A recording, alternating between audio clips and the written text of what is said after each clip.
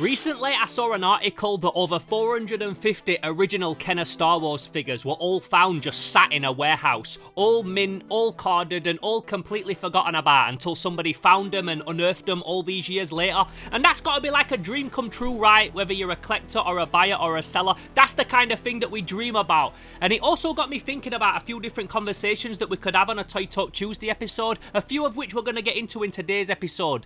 Let's do this!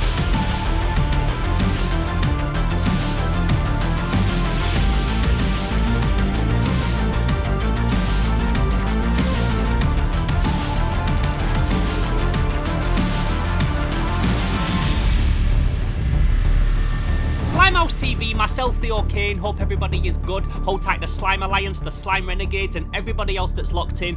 So yeah, like I said, 450 original Kenner Star Wars figures were all found recently in a warehouse. So my friend Chance Priest posted a status wrote by this guy Dan Murphy, who owns this auction house out in Las Vegas, Murphy Auctions, and they had all these figures that are all going to be put on sale in February in the auction. Now, I don't know too much about like where these were found or who found them or when they were found. I just know that it were recent. But whenever I see things like this, and every now and again I do see them while keeping up to date in the toy game and all that kind of thing, every now and again somebody unearths a big shop full of this stuff in the back that were forgotten about, or in a warehouse or something like that. Somebody dies and they had a secret collection that they kept hoarded away where a bunch of stuff gets unearthed and everyone's like, whoa, that's like an Aladdin's cave, imagine finding that. It's not very often, but every now and again, they do turn up. And it kind of makes me think, like, how many of these are still out there just sat doing nothing? How many people have hoarded a collection and then died and nobody knew about it? How many warehouses have got this stuff still stored away in boxes that nobody remembered was even there? How much of this stuff is still out there? And it kind of makes you think that, like, as much as this stuff is rare, it was still made in the thousands on a production line. So there is still so much of this stuff out there. Granted, there might not be as much out of it that's still carded and mint and in shipper boxes and stuff like these Star Wars were. But there is still stuff out there, and the amount of stuff that was made, it kind of makes you think that, like, yeah, there is a lot that could still potentially be out there hidden away. And then a couple of days ago, I was speaking to my friend Ryan from Rise Toys and stuff, and he hit me with a little subject that was a potential like subject to talk about on Toy Talk Tuesday, and he said, if you can't display a toy collection, do you see any point in owning it? If it's stuck in the attic or storage for years, then what's the point? And although this is a very different subject to somebody finding a bunch of Star Wars figures in a warehouse, there is also things that make the two things correlate. So bear with me and I'm going to go through them and tell you why I think these are kind of two in the same. Because as toy collectors and people that love this stuff and kind of hoard this stuff in many ways, there always becomes a point where there's too much for what you can display. There's not enough display room on the shelf or in the cabinets to display everything that you've got in your collection, and inevitably some of it has to go into storage. Even if it's in a cupboard, if it's under the stairs, if it's in the attic, there often becomes a time when there's not enough space to display all the stuff that you've got. And when that does become a thing and you're going to put stuff in a box in an attic that you're never going to be looking at, is there any point in actually owning it? And a lot of the time I talk about subjects on this channel that are only really relevant if you're a toy collector. I can only really talk from like my own personal experience, really. I'm a collector, I don't really sell too much. I only really sell stuff to buy more stuff or if I want money for a toy hunting trip or something like that. I'll talk a bit more about that later. But today I think that we can talk about both sides of that, because whether you're a collector or a seller, this is something that can be relevant to both sides. And although I don't know the actual story behind why these Star Wars figures were out in a warehouse, let's just say for the sake of this argument and for the sake of this conversation, they were put there by somebody who wanted to eventually sell them, because there was lots of multiples in this box. So unless it was like a shipper crate that was literally in a factory and got forgotten about, it was probably put there by somebody that thought, eventually I'm going to sell these. There was lots of multiples in there, so that's usually an indicator that somebody's like going to sell this thing. It's not somebody's collection, but I don't know the full story. Let's just say for the sake of this little argument and this little devil's advocate situation that we're talking about today, they were in a warehouse for somebody that put them away for a rainy day, locked them up and thought one day I'm going to sell them. But more on that later, more on the Star Wars stuff later, if we rein it all the way back and just talk first of all about what Ryan was saying. When you're a collector, when you're somebody that's been collecting this stuff, let's say for a decade, you've got a hefty collection at this point, you've got a toy room like me, you've got a man cave if you're one of them people that like, you live with your family and your missus and you've got all your stuff reserved to one room. Either way, it's all relevant. Let's just say you're a toy collector that's been in this for a couple of years, a decade, let's say a decade. decade for the sake of argument. And you've got so much stuff that you love it all, but you can't display it all. So you've got to put some stuff into storage. You've got to lock some stuff away. You've got to put some stuff in the attic, in the shed, under the stairs, or in a storage unit. But either way, it doesn't fit in the toy room anymore. Now, I've been like this for years. I'm a guy who's got my own house. I've got toys displayed in every single room, but I still don't have enough to display all of it. I would need a house that's twice the size to display my toy collection. Like, I'm very much a person that has way more than is able to be displayed nicely. I don't want it all overcrowded. I don't want to be one of those people where you walk in the toy room and you're stepping over stuff and things are piled up in every corner. I don't like clutter. I like my stuff to be tidy. I feel like a tidy mind frame. I can work good. I don't get like a lot of like chaotic shit going in my head. I like my stuff to be nice and neat. So I could like ram it in every single corner and have hundreds of carded figures nailed to the wall and all that kind of shit, but I don't want it like that.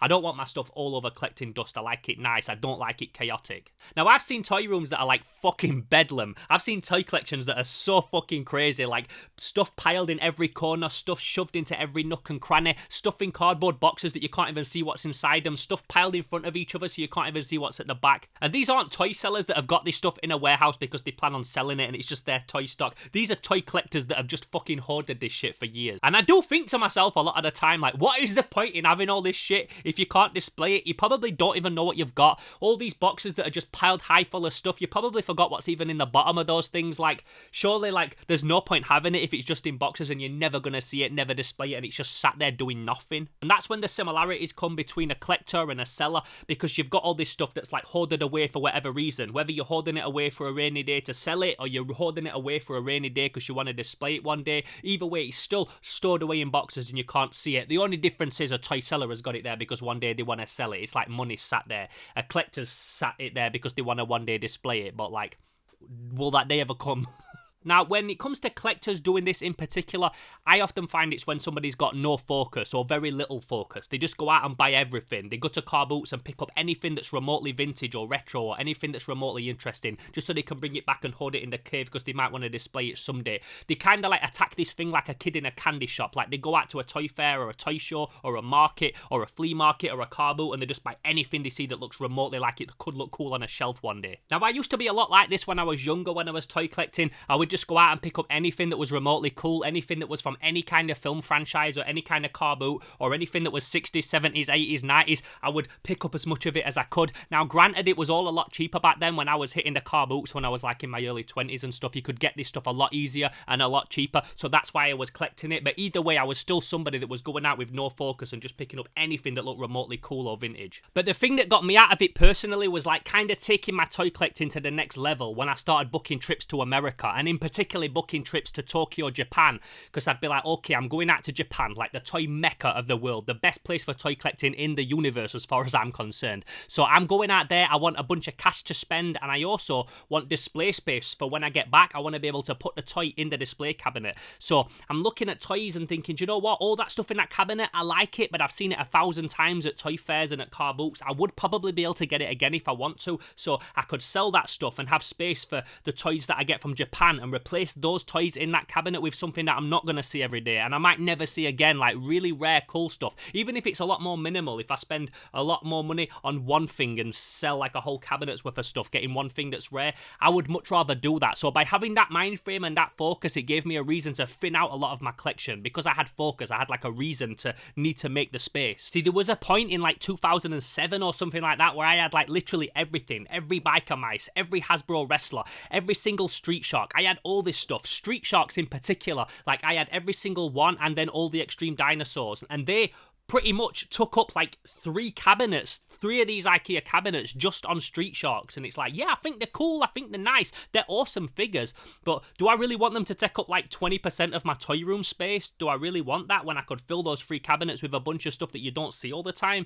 So they went into storage for a bit, and then before Japan I decided to sell them all because I like the Street Sharks, I think they're awesome, and I do see them around still and think, oh yeah, do you know what, it'd be cool to collect a couple of them, but they take up so much space in the IKEA cabinet that I decided, you know what, what, I'll sell them and take that money to Japan and just buy a few things that like are way more special and mean a lot more to me. So within a couple of years, I thinned out like 50% of my collection because I really did have everything. I had like all the Britain's aliens, I had like all the Power Rangers Zords, like all of them from like the first 5 seasons of Power Rangers. I like them, they're cool, but I don't need all of that stuff. I need that space for stuff that's going to be more valuable to me in the long run, stuff that means more to me. And then I also started doing my Slimehouse episodes, my All Figured Out episodes, like that were a lot more toy themed on this channel. I started doing a lot more toy videos. So then that also switched my focus to be like, okay, I'm trying to complete a particular line. I'm not going out and just buying everything willy-nilly. There's like specific things that I'm looking for. A prime example of this is when I went to the NEC Toy Fair recently. You'll see if you watch the episode that I didn't go out just looking for anything that jumps out at me.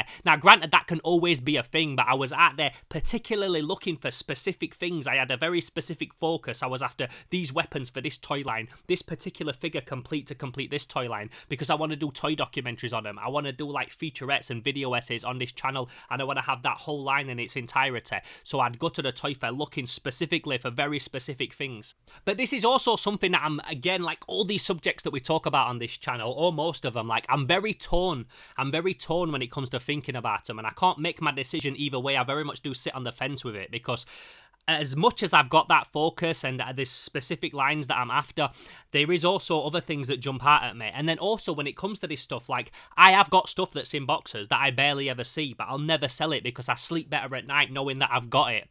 Now, this might be the fact that, like I said, I do toy videos on here, I do featurettes, I do video essays and things like that, and I'll sleep better at night knowing that I've got that toy line with every single weapon that came with it, because if I ever want to do a video on it, I've got it there. If I ever want to mention it in a video or do a comparison to another toy line or something like that, I've always got it to pull it out. But that's because I do these Slimehouse videos, and I like to see myself in some ways as like a toy historian, and I like to have like an archive of specific figures that I like to talk about on my channel. So that's very important to me. So that probably plays a big part in why I sleep better at night knowing that I've got a figure line with all its weapons. But at the same time, before I was doing these toy videos, I was always a bit like that as well anyway, so I'm always very conflicted when it comes to this. And at the same time, I also know that while ever they're in a cupboard just doing nothing, they're just sat there, it's like they're just collecting dust, and I might as well not have them. And that's why, like, I do sell some stuff sometimes, because it's like, yeah, I think it's cool, but I'm probably never going to do a video on it anytime soon. I could sell that stuff and use that money to fund projects or buy some camera equipment, because I like to make my videos look nice and I make movies. Maybe I want to pay for a location, I need to buy a prop,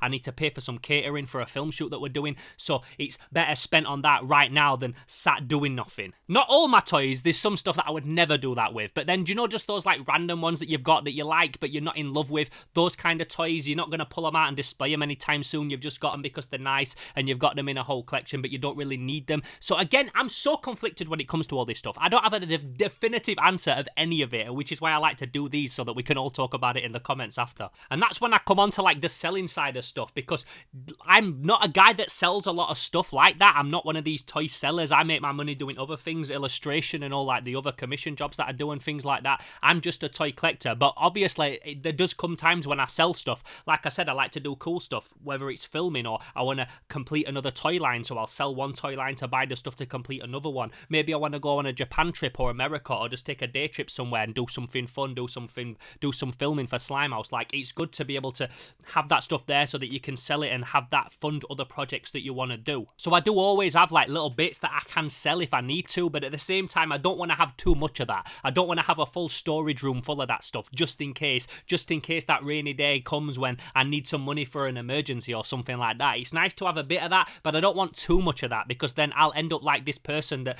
has a load of stuff stuck in a warehouse and then die before they ever get to use any of the money and like reap any of the fruits of saving it for all these years. Because like I said, I don't know the full story of why these Star Wars figures were found in a warehouse. Maybe it wasn't one particular person that saved them away for a rainy day, but you do get people that do that. So if we just use this as like an example of that, you get people that will have something stored away for a rainy day that never comes, and then they die before they ever get to enjoy the fruits of fucking saving it for all this time. And I don't ever want to do that. Like, if you're going to have all this stuff stashed stashed away, all this collateral that was an investment that one day you hope to cash in for a rainy day that, like I said, never comes, then like what is the point in even having all this stuff? And I also get that some people want to have this stuff saved away because it's an investment for their kids or their grandkids or something like that. It's not something I can relate to because I never want to have a family like that, but I do understand that for some people that is very much a thing. They want to have this stuff because they want to pass it down to the kids or the grandkids and hope that that can like fund them do something they want to do in the future. But like I said, our days are numbered. We never know how long we're going to be on this planet. So like, why keep all this stuff there just in case you ever want to sell it one day?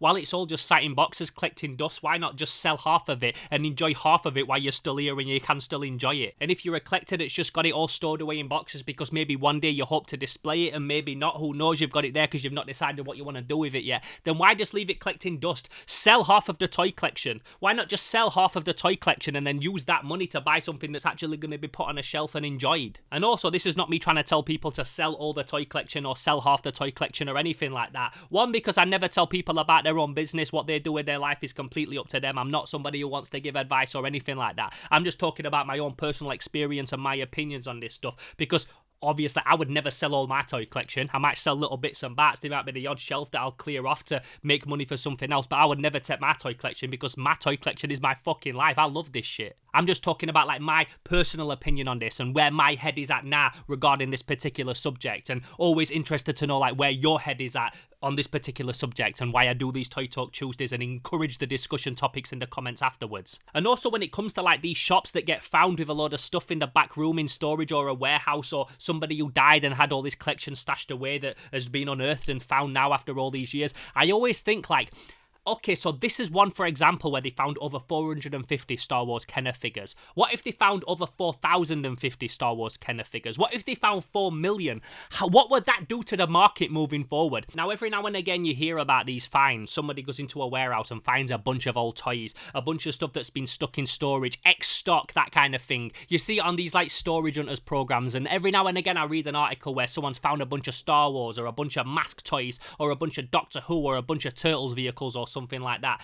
And it always makes me think, like, not only how much more is there of this out there, but what if they found one where there was like so much in there that it would change the market of toys?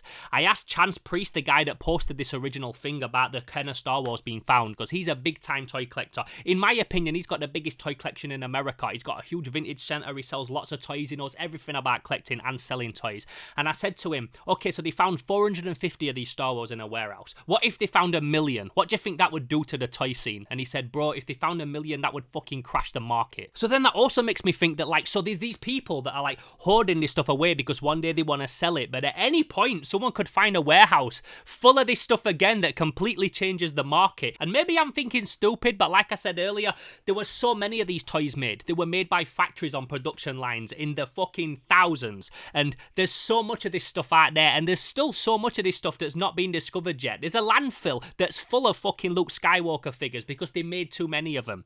So you're hoarding all this stuff and keeping it stashed away in a warehouse, hoping that one day you're going to sell it and make a load of money, but tomorrow somebody could find 10,000 fucking Star Wars figures in a warehouse and it would change the market. Like, that's scary to me. I wouldn't want to have all this stuff stashed away knowing it's like guaranteed money if at any point someone could find a bunch of them in a warehouse and it would change the market moving forward, and all this stuff that you'd save for 10, 20, 30 years wasn't even worth half the money you thought it was anymore. And like I said, this is in theory. This is not something that's certified absolutely going to happen or something like that, but it's interesting to think about. So I'd be really interested to know what your thoughts are on today's subject. First of all, regarding the Kenner Star Wars line that was found in a warehouse, like, do you know anything more about that? Do you know where they were found, how they were found, in what context they were found, why they were just sat there? Was it somebody that had put them there in order to sell them one day because they were just storing them, or were they just found because it was an old factory? I don't know. Let me know. Also, I want to know like what your opinion is on keeping this stuff stored away, whether it's for selling it in the future or whether it's someone who's a collector who's got all this stuff stashed away in boxes that they're not doing anything with. Like, does it become pointless having all this shit just in boxes if you're never going to display it? Is it pointless? Is it greedy? Should you put them out into the market and let other people enjoy them and put them on their toy shelf because they're going to appreciate it more than you just keeping it in a box? Or is it nobody else's business what you do with your toy collection and it's all down to you what you want to do with your own personal shit? Let me know in the comments below, and as always, thank you so much for getting involved in today's Toy Talk Tuesday episode. If this is your first time here at the channel, I'm Theo Kane, this is Slimehouse TV, and every single Tuesday we talk toys on this channel. I always also need new subjects to talk about. I can't think of subjects forever regarding toys. I've got a lot and I always do think of them, but I always like it when someone gives me one that I didn't think about and I'm like, oh yeah, do you know what? That's really interesting. Let's talk about it on Toy Talk Tuesday. So if you've got any subjects that you want to hear me talk about in the future, drop them in the comments below. And if you don't want to comment publicly, you can also hit me up in the direct messages over on Instagram. That's the social media that I'm the most active on. That's at Theo_Kane_Slimehouse. So like I said, if this is your first time here on the channel, I'm Theo Kane, this is Slimehouse TV. Introduce yourself down below, let me know what you collect, because we've got a really good toy community here. We always talk toys and people are very friendly and cool in the discussions below, and everyone has different opinions, but we all appreciate each other's opinions here on Slimehouse. We've got an awesome toy community, so get involved with it. If you want to help support Slimehouse even more, you can head over to patreon.com/Slimehouse TV. That's my own personal Patreon that helps support this channel, helps me make this channel bigger and better than ever, and you also get access to these Toy Talk Tuesday episodes 2 weeks in advance, and a few other little exclusive bits on there as well. So I really hope you've enjoyed this video today. Shouts to Chance Priest for showing me the article, and shouts to Rise Toys and stuff for adding a little bit more that we could converse on and like elaborate on it a little bit and talk about like the more like low-key collector, as well as somebody like finding a bunch of stuff in a warehouse that's been stashed away as well. I love all this stuff. I love talking toys, and I love you a lot for checking out this channel. So in the meantime, I'm Theo Kane, this is Slimehouse TV. Thank you so much for getting involved, and I'll catch you in the next episode. Until then, I'm gone. Pow!